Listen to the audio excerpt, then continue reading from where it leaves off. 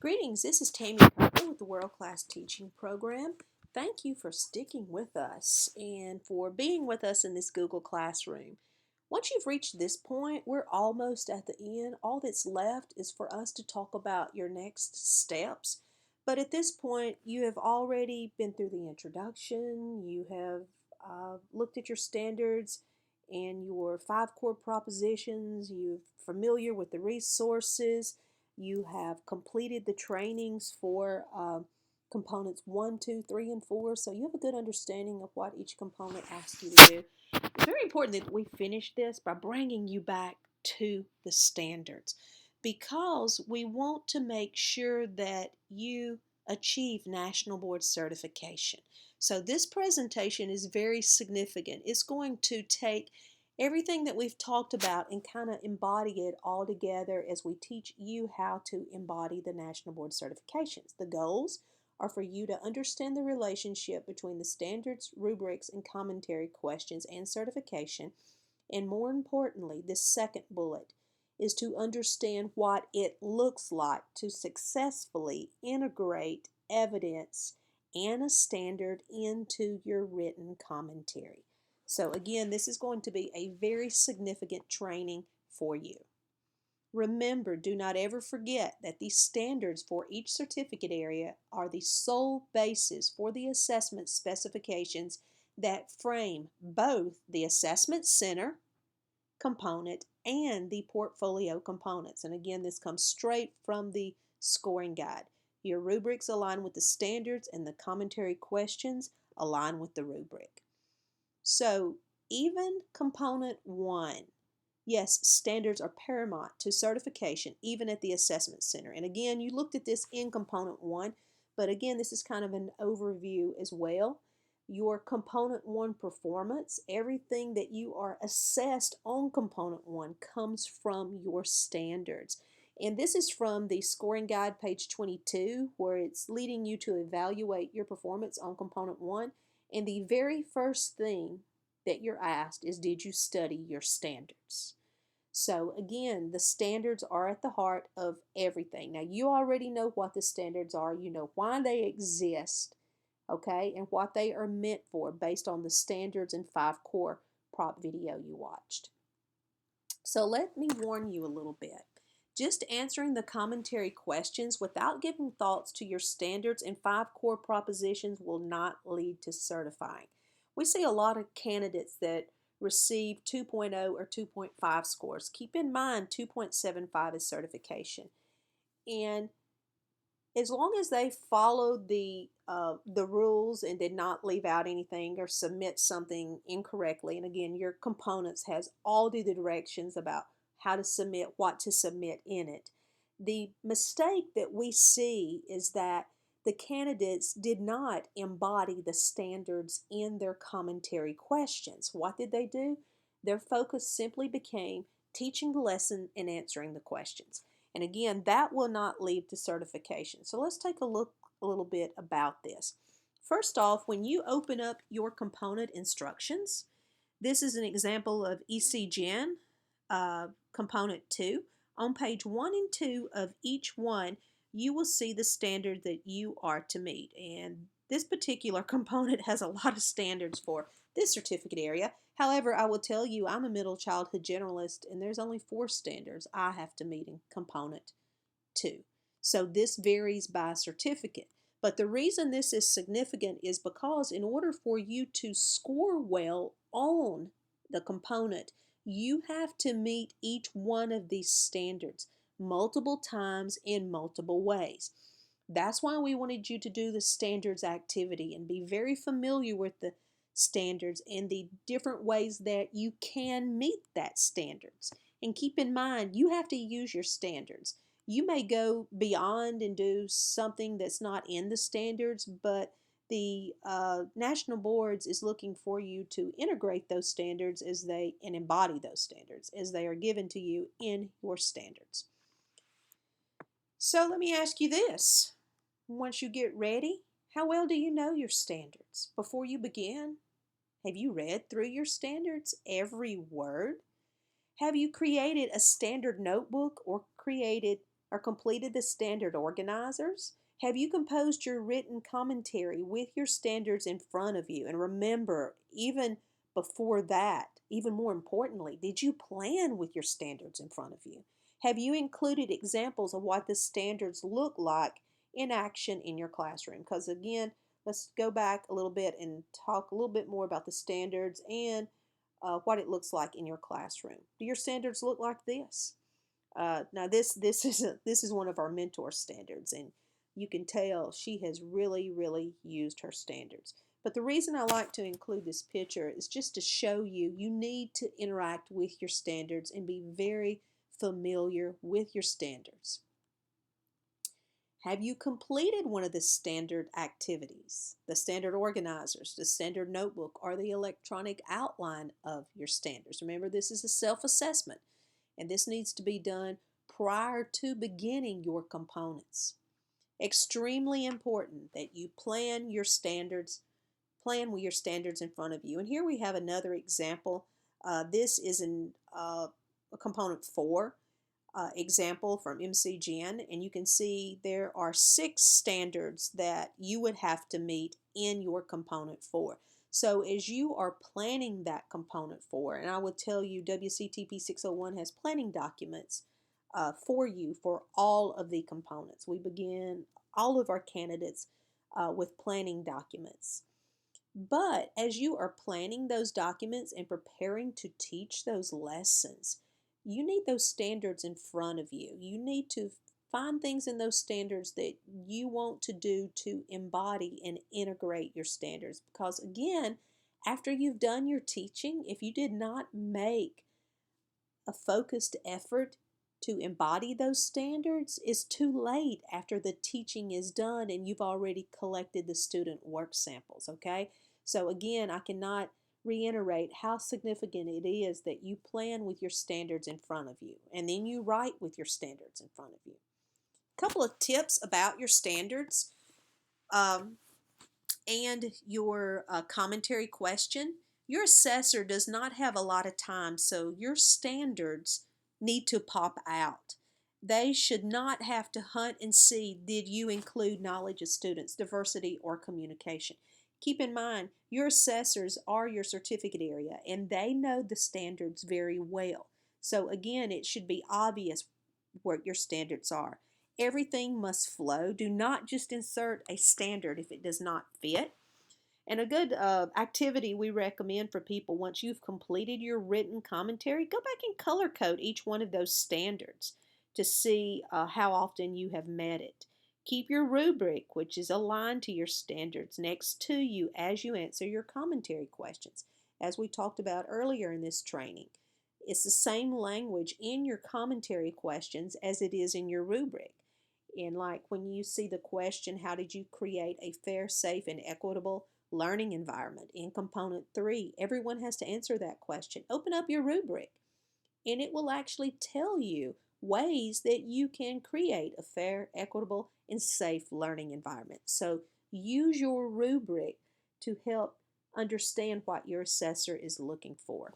A little bit more information for you concerning your commentary questions. Focus on your pedagogical experiences, your interactions between you and your students and the learning environments and your learning task. It's easier to read through the commentary by sections rather than the whole commentary at once. So I suggest when you are writing your commentary, and if you join our program, you'll be provided a mentor that will read for you. I like, and I mentor for candidates too, and I like to read it by sections because your commentary question is divided by sections. It makes it more controllable, and that way, if you've made a mistake, you can catch it before you proceed to the next. 2 things should always be beside you as you write: your standards and your level 4 rubric. Answer the questions in order. Do not make it hard for your assessor. They flow as they are outlined. I actually was talking to a staff member at the National Board headquarters and asked them, can they answer the questions out of order? I wished you could have seen the look that she gave me. But basically she said, why would you not do that? That's not to say you can't do that and certify, But why make it hard for your assessor? They flow already. If you think the questions don't flow, then you need to just hit pause and back up. Something's out of order on your teaching end, okay? The questions do flow. Now, uh, it is your choice whether you leave the questions in or out on your written commentary. Lots of times, candidates will cut the questions out, and they do that because they've written too much. And as we've talked about through each of the components trainings, follow your suggested page lengths and you will eliminate that problem, okay? So again, it's your choice whether you leave the questions in or out. However, we recommend that you leave a stem in, and let me show you what that looks like and explain why. Here's an example of a commentary question. What are some of the trends you identified from the information you gathered from multiple sources? This is from component 4. Here's what the stem would be. Some of the trends I identified. So we take the question and we restate it as a statement, and we only leave a few words of it. And we put that in italics. Do not put anything in bold unless it is your headings for your commentary, and we do suggest you leave your headings in, as does the National Board. And again, leave a stem in, and there's 2 reasons why I suggest you do that. Number 1, it signals to your assessor that you're addressing the question, right? We don't want to make it hard for them. They know what the questions are. They have the questions right in front of them. They have their rubrics in front of them. So this cues your assessor. Okay, here we go. I'm answering this question. And number 2, it assures, and this is so important, it assures that you do not edit out any of your commentary questions and answers. So lots of times when teachers go in and they've written too much, and again, they've written too much for 2 reasons. Number 1, they did not follow the recommended page lengths. And number 2, they probably described too much. Okay? But what happens is they go in and they've written too much. Maybe they've written 3 pages too much. So their first thing is, okay, I'm going to take the questions out. Well, that was great. Now they're down to 1.5 pages. They have 1.5 pages they still have to delete, and their questions are gone. So what happens? They cut out answers and questions. You will not certify if you do that. So it is a good insurance policy for you to leave a stem of each question in italics, all in black, in your written commentary. Again, that will assure that you do not cut out any of the questions and your answers, okay? Let's talk a little bit more about that written commentary. This is an example, and I want you to look at it, this example, okay? This is to show you how familiar the questions are with the 5 core propositions in accomplished teaching. It starts off asking you about your planning and your decisions, your strategies, your activities you chose, student engagement. How did you create a learning environment? Look, monitor and assessing, achieving the goal, reflecting. All of these things are embedded in the 5 core propositions. So again, I'm bringing this out just to bring you back to that, to show you how tight the relationship is between the 5 core propositions, the accomplished teaching helix, and your standards. It all is directly related to your written commentary questions and your rubrics, which is why you need to be very familiar with your standards and the 5 core props. So here's another way to use the standards. Lots of times teachers, once we do get their attention drawn to the standards, they simply see the standards as a list of things to do.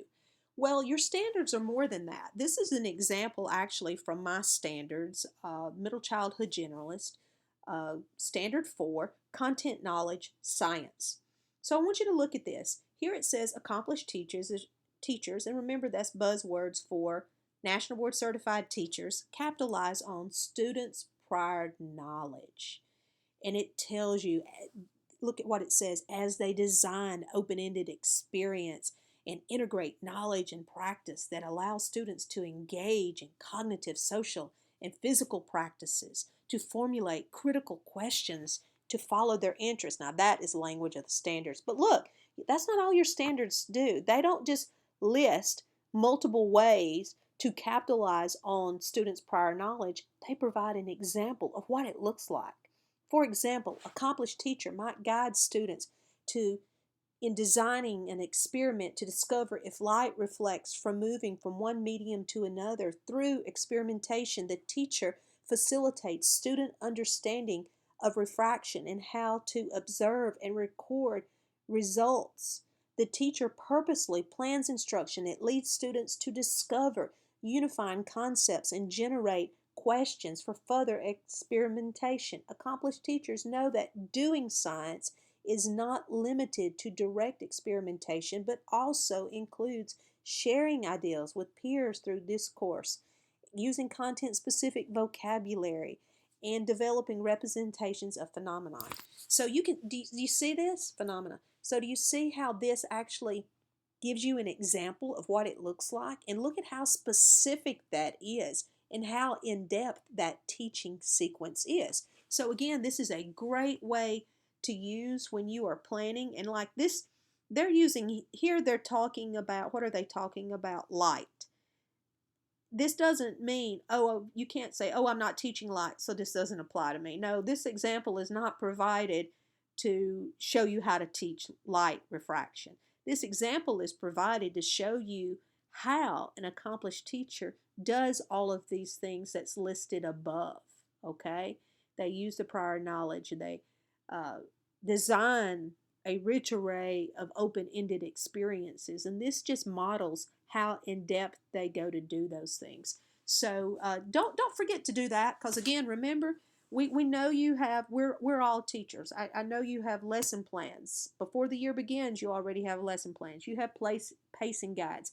You have activities and assessments already made, but doing national boards, you're going to do what you normally do, but you're going to personalize it for that group of students using knowledge of students and your standards. So that means you won't do those exact activities. You will teach those objectives, but you will spend a little bit of time perfecting your activities and taking them deeper and embedding knowledge of students. So this is a great way to use your standards. Then a little bit more about writing for national boards. We write to describe, analyze, and reflect.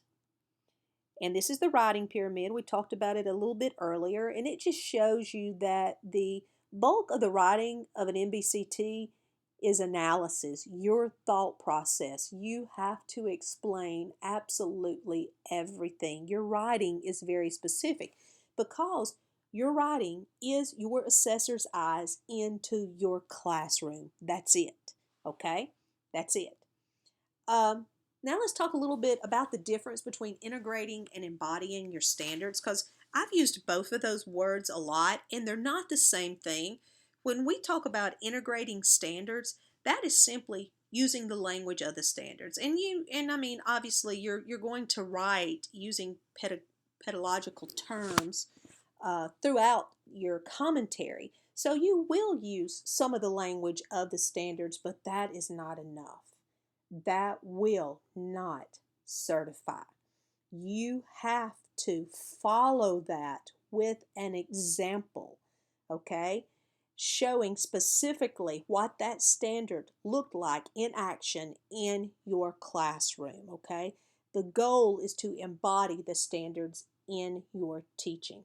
So again, it's not enough to just drop the language and say, we did this, I created, open-ended activities for my class. You have to stop and say, for example, and show them what you did and how you did it and how the students responded. That's the difference between integrating, simply dropping the language of a standard, and embodying the standards in action in your classroom. Now let's look at resources to help your writing. Lots of times I hear, I wish I had an example of what a commentary looks like. Well, you do. You actually have 5 examples that the National Board provides for you. So let's take a look at those resources now and how you can use them. We're going to begin with the General Portfolio Instructions. This is on page 17 through 31 or something in your General Portfolio Instructions. You have 4 examples. Now these are not complete components. These are just little snippets of different certificate areas. It does not matter if it is not your certificate area. That's not why these resources were provided. Notice they're keyed. You see the red arrow? They're showing you that description is in bold, analysis is underlined, and reflection is in italics. So what I would suggest you do is you go to your general portfolio instructions. You also need a hard copy of that document because, boy, I'm going to teach you how to analyze that and make that very meaningful to you before you begin composing your own written commentary, okay? But the very first thing I want you to do is just peruse that document and notice, is there more underlining, italics, or bold? And you're going to discover there is way more underlining throughout those examples than anything. So I just wanted to point out, first of all, that those examples are coded. Now let's look at this. And I flashed this up on the screen earlier when we were talking about the standards and the 5 core propositions. We're going to dive into this now, okay? This is an example provided by the general portfolio instructions, an example that clearly shows how this teacher used knowledge of students and diversity, meaning she addressed those standards.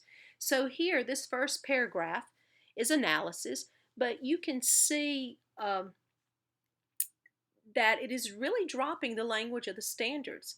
My second reason for choosing this small group, so do you see what she's doing? He or she, they're telling us why they chose the grouping format is because this model ensures a greater number of students actively participating in discussion while simultaneously learning to appreciate culture, linguistic, and personal interest of others. Okay? Now down below, let's watch how she shows, he or she, forgive me if I say she, shows what that looked like in the classroom. For example, Caroline spoke low and was slow to respond. Her behavior is consistent with her family's belief that it is disrespectful to be at the center of attention, so she resists bringing attention to herself. So again, she is showing you why she chose small group setting by demonstrating her knowledge of students, okay? Down below we have another example that this same teacher provided. Erica and Christian, my 2 ESOL students, were vocal in small group discussion. Now look, she's going to analyze this. This does not happen during whole group discussion. Since English is a barrier for them, they often shy away or speak too low to be heard by other students in a whole class discussion. I noticed how a small group setting facilitated ESOL students' speaking abilities because they felt validated by their peers. This method allows all my students to make personal and reading connections to the novel as they engage in meaningful discussion and conflict. So again, this is a great example. And you really want to read through the examples in the general portfolio instruction. And when you do, I want you to pay attention to how well that teacher knows her students and how they use that knowledge of students. So again, you can see how clearly by this example of this written commentary, this teacher demonstrated knowledge of students and diversities. And again, you have multiple pages. You can see it goes from page 17 to 31. Make sure you spend time studying that, okay?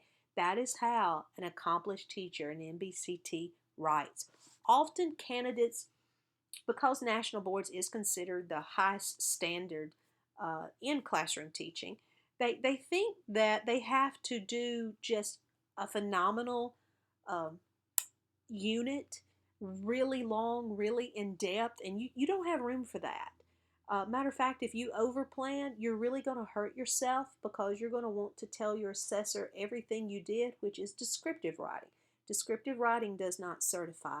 Analytical writing certifies. So be very mindful when you're setting goals. I don't think you ever need more than 2 or 3 goals in any component. If the more goals you have, the more you do, the more you do, the more you want to write about, the more you write about, the more you describe. Keep it manageable, okay? Because they're looking to see what your thought process is. Why did you make the decisions you made? How did you make the decisions? Why did you use that particular resource? How did you choose it? And then how did your students react? How did you react to your students? Also, I will tell you in this general portfolio instructions, if you read through it very carefully, you will see the teacher talks about a scenario that did not go the way they planned. And they actually say that, and they talk about what they had to do as a result. And again, that's good, accomplished teaching because that happens every time we teach. Every week we teach something. Something is going to happen that we're not planning for, and it's going to often prompt a mini lesson. Sometimes it makes us stop and reverse and reteach. That is a good practice. Don't be scared to show that. Here's another example from the general portfolio instructions.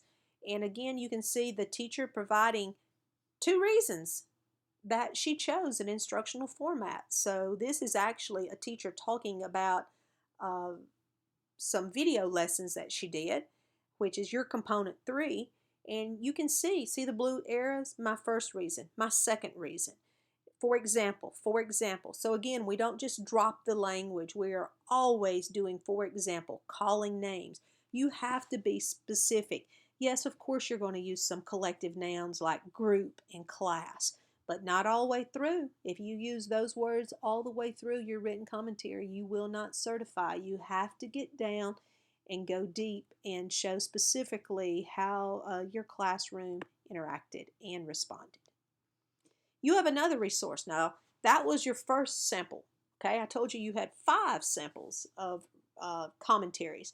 Your other 4 come from Atlas. So what's to gain in Atlas? And again, this was addressed in the resource presentation, as well as I think I also spoke about it again in the standards and 5 core props. What's to gain from Atlas? A clear understanding of what accomplished teaching looks like. You get to see NBCTs in action. You get to see inside their classroom. And just as importantly, you get to see the written analysis that makes the invisible and intangible aspects of planning, intentions, analysis, and reflections available to you. You have 4 videos, 4 written commentaries, including student work samples, all of these cases, which is what the National Board calls them, certified at a 3.75 or higher. Be mindful of the fact that a 4.25 is as high as you can go. So make sure that you take advantage of this resource. This is a new resource that was only provided in the spring of 2020 for our candidates. So make sure you take advantage of this. You do have to register with the National Board first and get access to Atlas. And really, again, spend time this summer doing those standards activities, doing the accomplished teaching website, looking at your writing samples, and and then you can open up your components and start reading the instructions and start planning and tying into your pacing guides. There's so much that you can do before you actually step foot in a classroom. And the more you do on the front, the better you're going to like the results on the end. So here's an example of some more writing. We have a first writing, then a revised writing to show evidence and reflect the standard. The first writing, establish a warm learning environment that is very important to me. It is important to student learning. As a result of this, I do many things to build a classroom environment so that students treat each other with kindness. And this is actually an example was provided by Stanford University, which the World Class Teaching Program has a relationship with. We have resources from everywhere embedded in our World Class Teaching Program, WCTP 601. 602 is all the University of Mississippi, but the World Class Teaching Program for Mississippi teachers does have resources embedded that we have spent years collecting across the state because we were granted permission to use these resources. So here you can see the revised. In order to build a strong learning community, we start the year by exploring multiple intelligences, using brain exercises to understand our different learning and co-create behavior norms. We know that means rules. And hold weekly class meetings. That gives ownership. Because many students come stressed, I greet students as they enter. And over here you can see where they just talked about I do many things to build a classroom environment, whereas in this sample, the writer tells what they do. Okay, they are showing the evidence. Then we have one more example. Students are often confused with my instructions, so I appoint a student observer to tell me when students are off task. Again, that is not specific. Notice how different and how specific the instructions are. Students were often confused by my instructions. So after reflecting and asking students what they need, I began to write instructions on the board that allowed students to ask questions about instructions and did a quick formative assessment. I came to realize that I was mentally leaving out steps that I incorrectly assumed would be second nature. I now pause and take time. So you can see, again, the example on the right is how we want you to write, how you need to write. And again, the resources that the National Board provides, the general portfolio instructions, as well as Atlas, you can really look at those samples and see clearly how specific the teacher is. And again, I think if you focus on keeping what you do uh, obtainable, don't plan too big, what do they say? Aim small, miss small. So keep it manageable what you plan, and that way that will allow for this level of analytical writing and specification to take place. You also want to write for 4. As you sit down to write your responses for components 2 and 4, keep that rubric in front of you and ask yourself the following questions. Do I have student examples and other material to support where I am? Are these examples and materials the best way to showcase the 5 core propositions? Remember, it's not just about the standards. You got to be mindful of those propositions as well. And do these examples and materials show, here are those words again, consistent and convincing evidence to meet the needs of the rubric? So again, the rubric is so significant because your standards are aligned to it. To strengthen your writing, in WCTP 601 and our National Course 602, there is a Writing for National Boards module. There's a little bit of difference between what's available and the resources in there, but it's basically the same thing, including analysis, frames, sentence starters. And I love these sentences because they prompt you to elaborate and explain, like to encourage my students, to capitalize on my students' ability, So when you're putting that other part of that complex sentence in there, you're actually explaining and analyzing what you did and why you did it. And then there's a resource that's been floating around for years. It's still a really good resource. It's just buzzwords like pedagogical sentences and things to help you, and it goes by specific headings. But again, do not just integrate a phrase, a word, or a standard unless you truly know how to use it and make it meaningful. Takeaway: it is not enough to simply answer the commentary questions. You must embed examples of how you met or embodied and identified the component standards in order to certify. Thank you. I hope this training has been meaningful for you.